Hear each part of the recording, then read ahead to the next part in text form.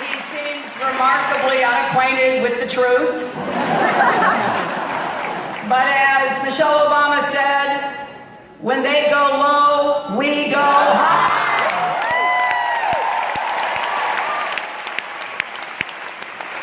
Our campaign is about standing together because we really believe we are stronger together, and empowering people to live up to their own God-given potential. You see, I want to be a president for all Americans, not just some. I want to be a president for people who agree with me and disagree with me. I want to be president for those who vote for me and those who vote against me, because we have to bring our country together.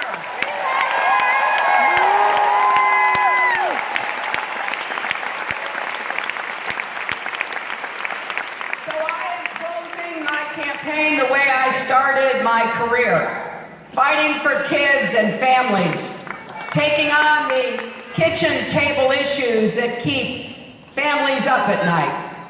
And I want to applaud a lot of what's happening here in San Francisco and give a special shout out to Supervisor Scott Wiener and everyone who worked so hard to pass paid family leave.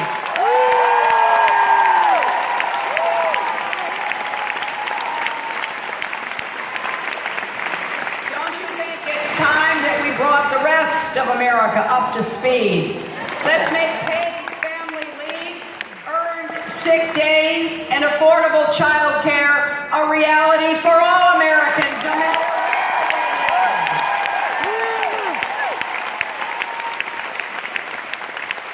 I'm going to be talking in these remaining 26 days about how we can make a difference in the lives of Americans, because I know there are a lot of people out there that are discouraged, frustrated, even angry. I get that. They feel like the economy has left them out, that the government doesn't care about them, that the political system works only for those at top who are powerful. And we've got to prove by what we do and the results we get that our economy and our government works for everyone, not just those at the top. Now, I believe we can make that case, and more than that, I believe I can govern that way. My opponent has a different approach. His campaign is promising more scorched earth attacks. Now, that's up to him. He can run his campaign however he chooses. And frankly, I don't care if he goes after me. I signed on for this. But I will defend and stand up for every other person or every other group.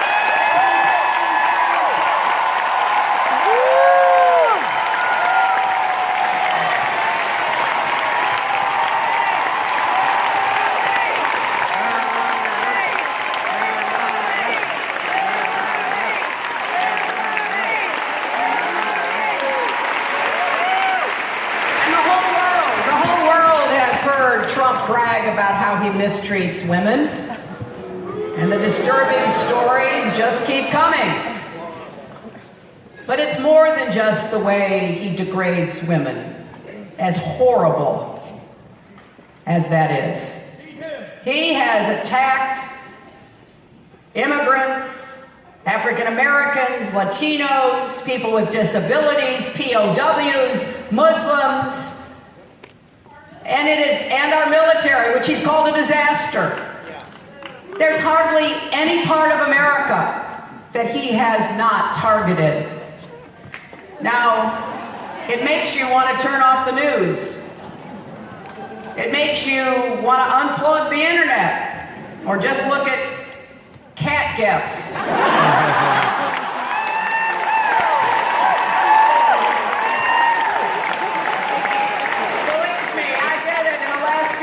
I've watched a lot of cats do a lot of weird and interesting things.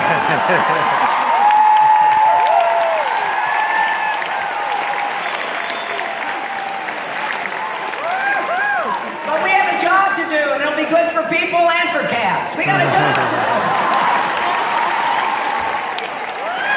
It is not just who wins this election. It's actually bigger than that.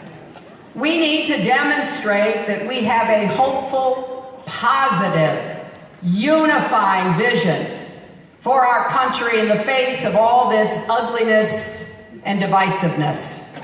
And we need to send a message to every little girl and boy here in America who is watching this election that the right way to treat people is with love and kindness and respect.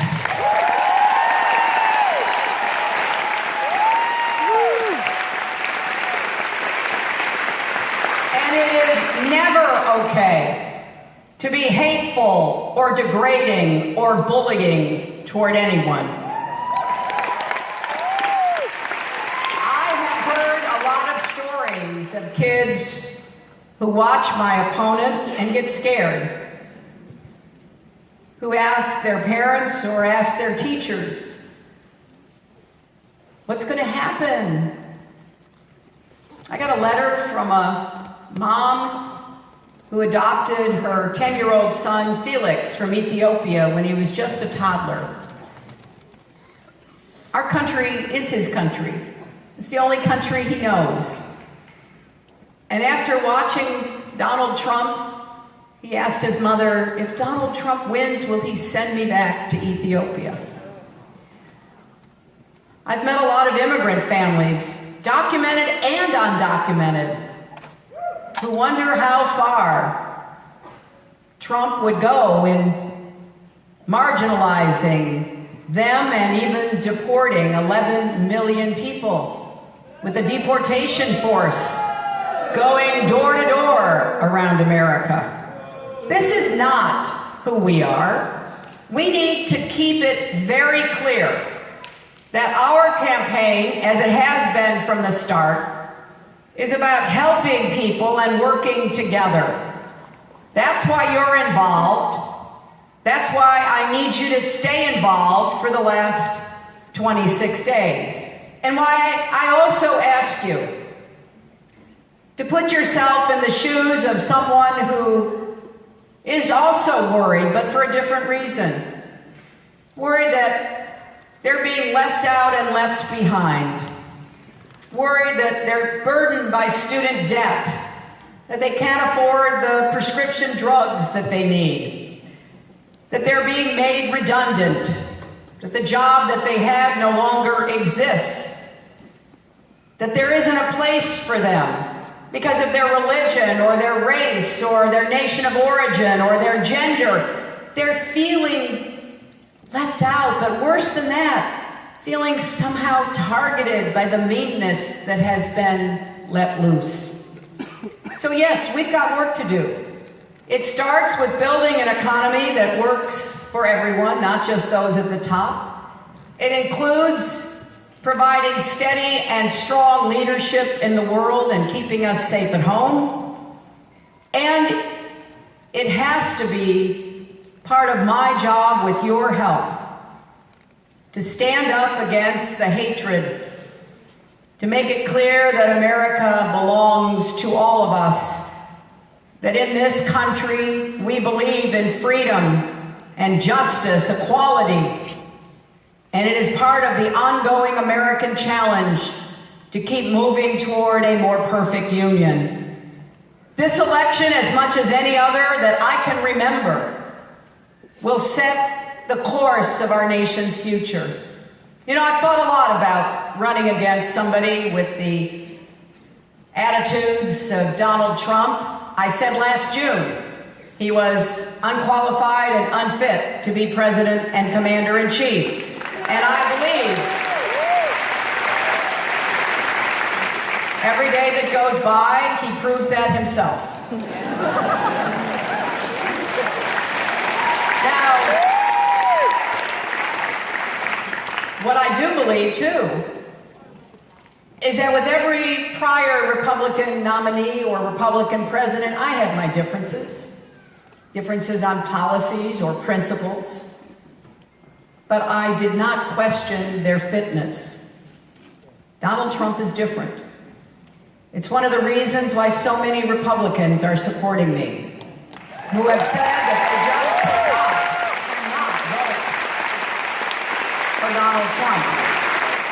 Because they, like me, despite our political or partisan differences, all believe that America is great because America is good, and that we've got to nurture and cherish that fundamental belief.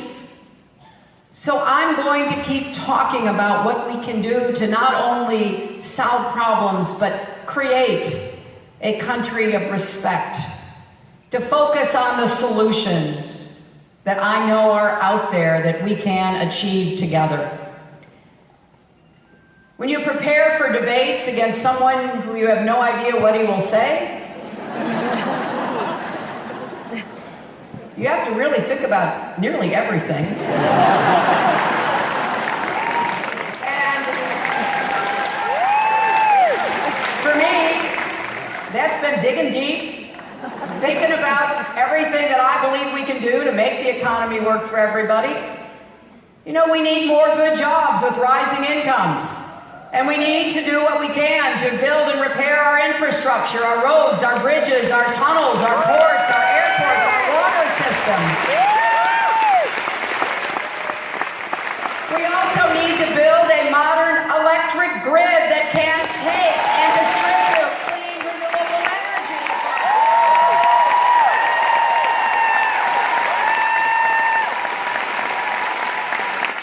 And we need finally to connect every home to the internet with broadband affordable access, which right now does not exist in America. That may be impossible for people living here to understand.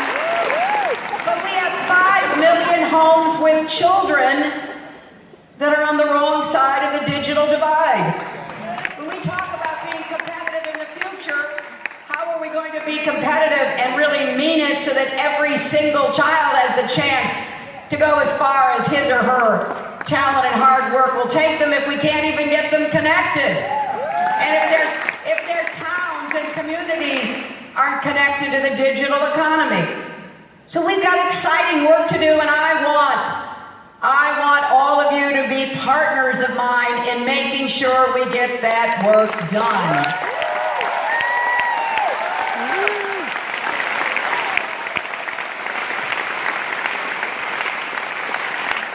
Grow the economy with advanced manufacturing, clean renewable energy, a lot of innovation and technology that will keep moving us forward. We've got to remember small businesses will be the creators of 2/3 of all jobs. And I take this personally because my father was a small businessman. So I want to do everything I can to be the best president for small business we've ever had. If you've got an idea, if you're willing to take the risk, you should get access to the credit. You should be able to streamline your path forward. But we've got to make the economy fairer. That means we must raise the national minimum wage so no one who works full-time is less than poverty.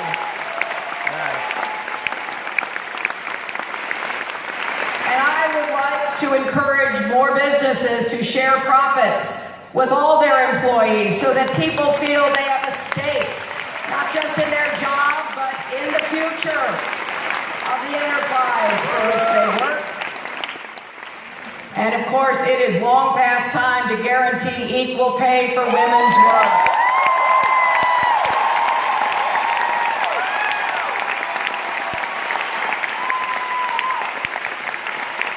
Every time I talk about equal pay or paid family leave or affordable child care or earned sick days, you know I get attacked by my opponent and his supporters. They accuse me of playing the woman card. And you know what I say to that? If standing up for equal pay and everything else that will make us have a fairer economy is playing the woman card, then deal me in.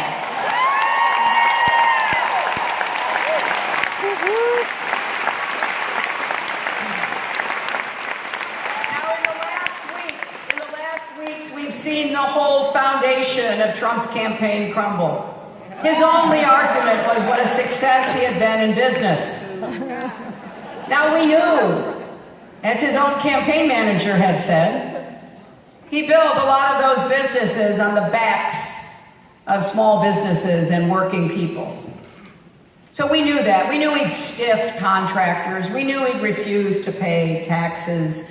We knew that he had been really unwilling to support his workers in every place he'd ever done business. We knew all that, but we couldn't prove it because he wouldn't release his tax returns.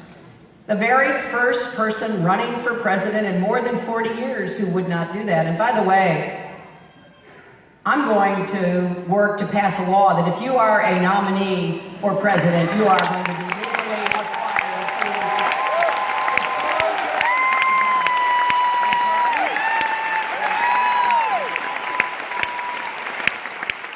So all of a sudden, we get 3 pages of his returns, and what do they show? They show that he lost $1 billion. That's billion with a B. Lost $1 billion, which unfortunately, the best we can tell, under the current tax law, he was able to then avoid paying federal income taxes for years, 18, 20 years. Now, when I pushed him on this, and he admitted that he hadn't paid income taxes, he said, oh, that was smart, which of course makes every one of us dumb, because we actually believe that we should do our part to support our country. And that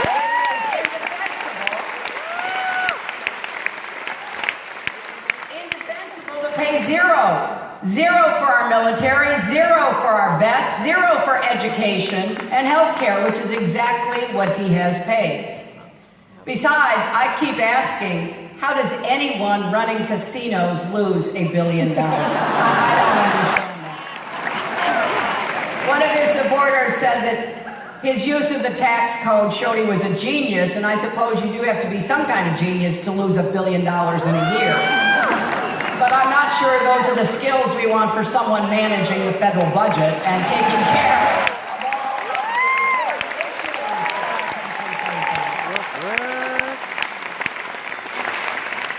all. Also, you might remember in the second debate when I was pushing him, and he said, well, everybody does that. He said, well, her supporter, Warren Buffett, does that. Do not pick a fight with Warren Buffett. So good.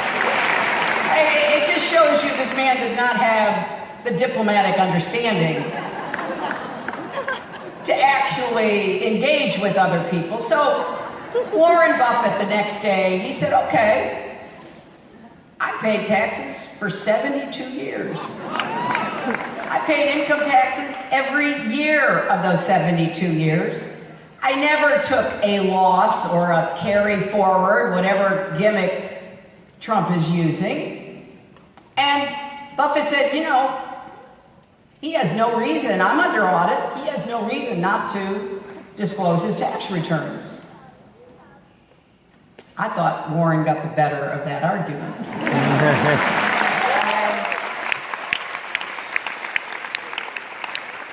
So whatever final claim my opponent had has crumbled. And now we are left, to use his phrase, with a scorched earth campaign for the remaining 26 days. Now, I'm proud to have all of you supporting me. We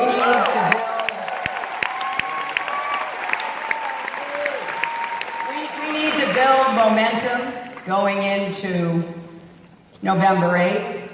We've got to finish this race strong because we want to send a message about who we are as a nation. That's really now what this election will tell us. We know who Donald Trump is. We've seen it. He's told us. It's up to us to show who we are. So if you believe, no matter who you are, what you look like, or who you love, that everyone has a place in our great nation, then please get out and vote and get everyone you know to vote. And if you believe that climate change is real and not a hoax perpetrated by the Chinese,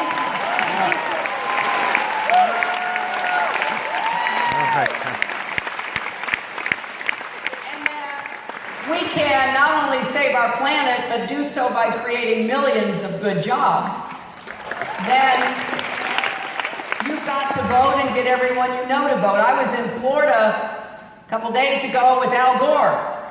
And we talked about climate change. We also talked about the positive agenda that we can implement to deal with climate change. But as Al said, he is Exhibit A for how every single vote counts in this election.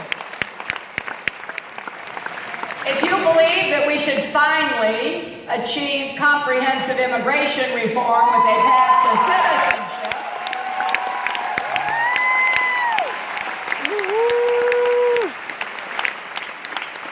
then please vote and get everyone you know to vote as well.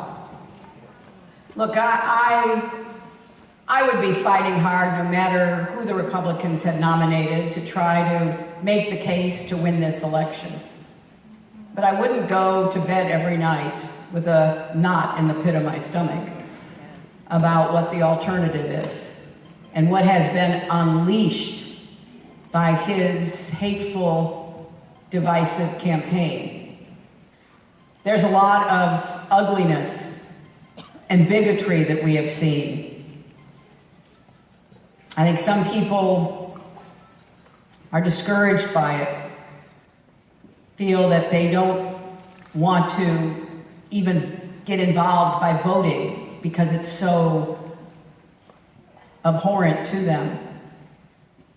But we have to make the case that the best way to rebuke the kind of campaign that the other side has run is by defeating my opponent and what he stands for and all of the behavior, the words, and the deeds that he has engaged in. So I need your help. I need your help here in California. I don't want California to quit voting when you see returns coming from the East Coast. I want you to keep voting. We've got important races in this state. We've got members of Congress or challengers who can be elected. I know how hard Nancy Pelosi is working to try to increase the number of Democrats in the House. We need to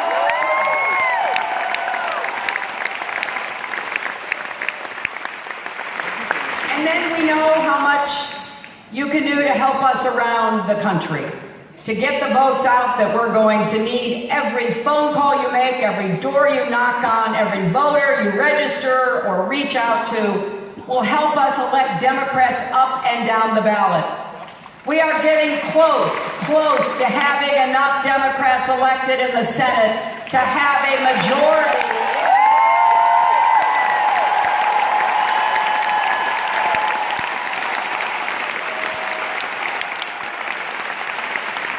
You can help with that as well. Now, if we do our jobs in 26 days, here's a real benefit. In 26 days, Donald Trump will stop being on the news every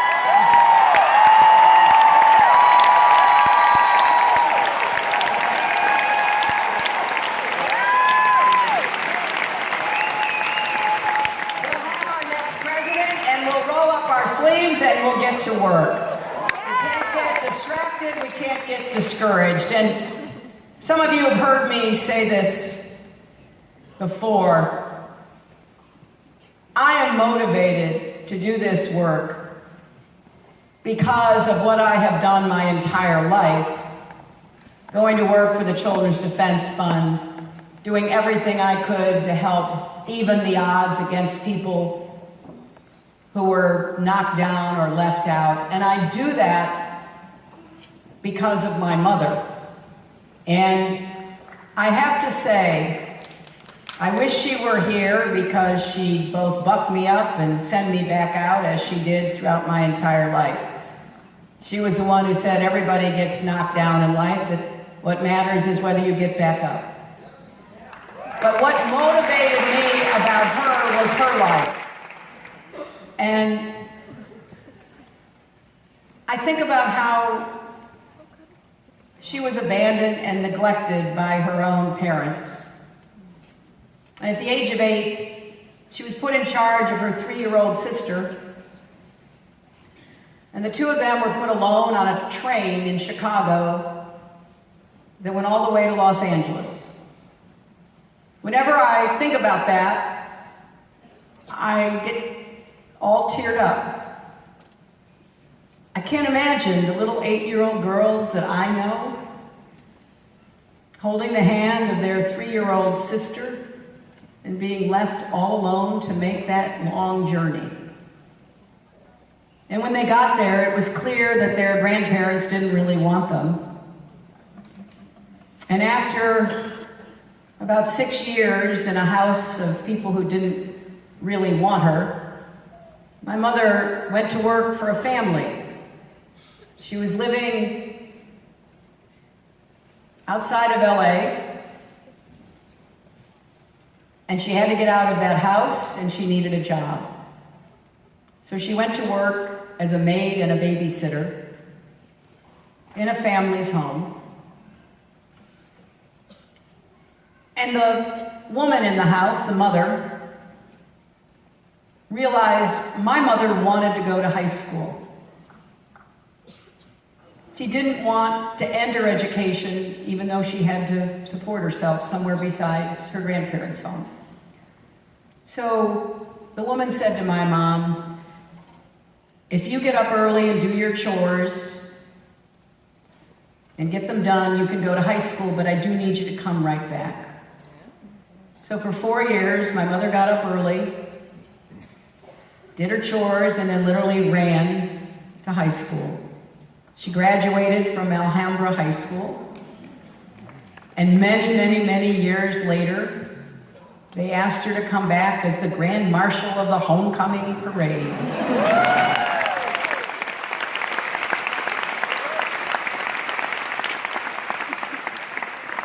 I tell you this story in part because it's what led me into my work for kids and families.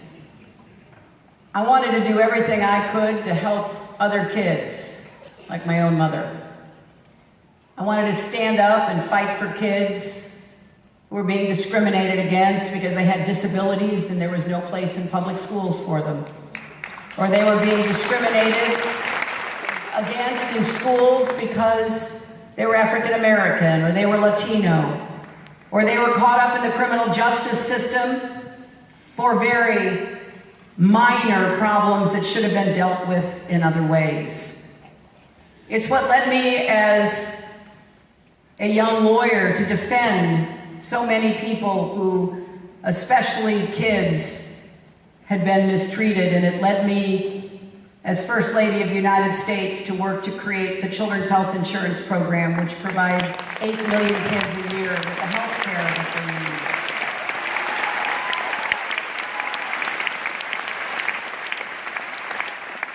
I want you to understand that if I am so fortunate enough to become president on January 20th, it will be my mission.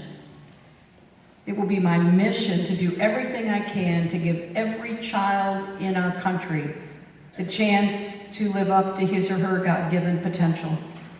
And I will judge my efforts by the results that we get. And I am so excited about doing this work.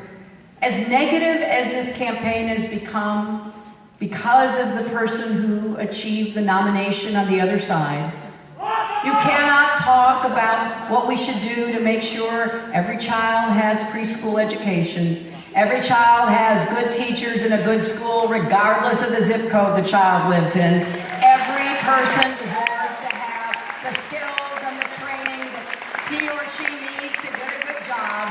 How we have to make college affordable, and I have a plan that I worked on with Senator Bernie Sanders to give every person in this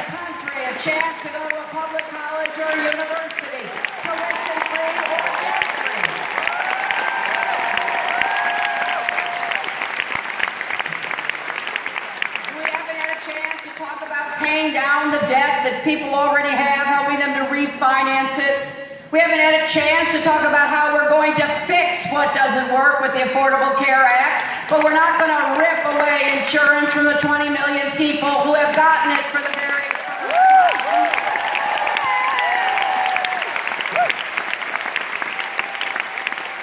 We haven't got a chance to talk about how we're going to get prescription drug costs down and how we are going to finally address problems of mental health and addiction that cause so much pain and so many people's lives. We haven't got the chance to talk about how we're going to stand up and defend women's rights and Planned Parenthood, gay rights,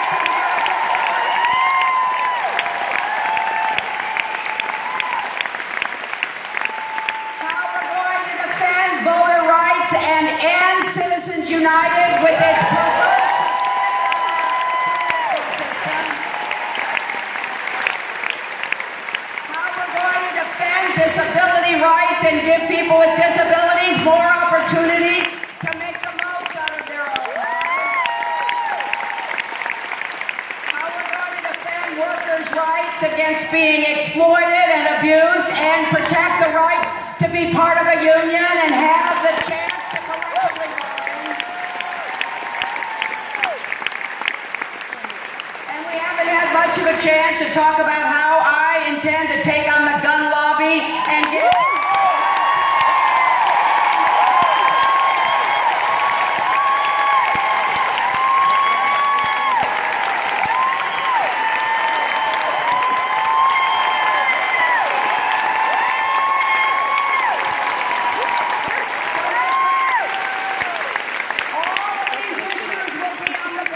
November 8th. It may be my name and Donald Trump's name, but everything we care about is at risk.